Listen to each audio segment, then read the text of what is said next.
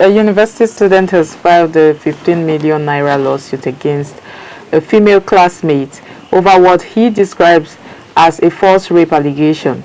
The suit follows public accusations made online where she allegedly shared his phone number in group chats and labeled him a rape apologist. Okay, so good afternoon everyone. I'm making this post to apologize to David as regards the post I made yesterday calling him a rapist, accusing him of being a rapist because of his post. It was in the heat of the moment. I let my emotions take over me and I accused him. So this is me apologizing publicly to him and clearing the air that he is not a rapist.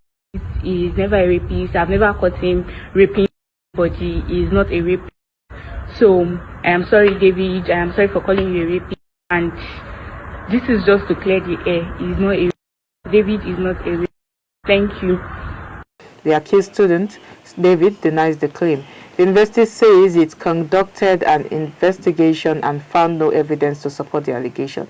David's lawyers have rejected the apology, describing it as inadequate. They are demanding a full public retraction, removal of related posts and payment of 15 million naira for emotional distress and alleged lost opportunities within 14 days.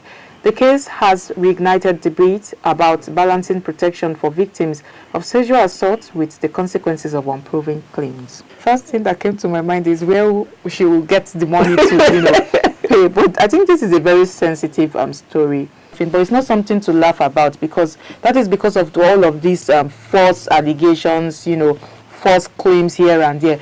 But when an allegation is publicly admitted to have no evidence, as in the case of this David and Adiola Adeife, it creates a different issue. This is more like a reputational damage in the digital age because once a phone number is shared online, she shared his phone number online with a labeled attachment. I think the internet will not forget easily. A rape case is not something to toy with. And we've seen that social media, time and again, has not been a good judgment of that, of whether or not to convict somebody. But I think there's this perception that is seen on social media that whoever has come out to declare that they have been raped must be protected, must be, which is true. They must be protected, they must be given opportunity to air their opinion, to air their grievances, to air their issues with the relevant authority. And the court of public opinion will be at that center to look at the case and how it is going and make judgment. And this is what we've seen for this young lady who has made a judgment of a case on social media and has accused a classmate of being a rape apologist because of his differing opinion that he had about the case. But now we've seen that the case has been also taken to handled by the police agency. They've also preliminary report is showing that this lady Mirabel is actually lying.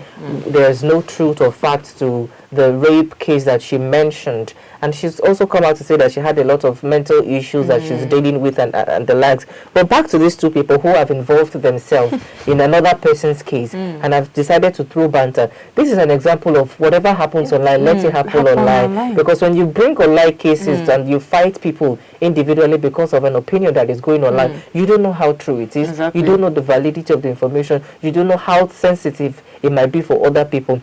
So for this young man who has decided that he's going to pursue this case legally against a woman who has accused him rather of being a rape apologist, I think he has to pursue it in the court of law because he has to clear his name. A mere going on social media to saying that, oh, I was actually wrong, I didn't have all the facts together. You should think about that before you call somebody a rape apologist because that is a label that will go with them for the rest of their life or for the foreseeable future.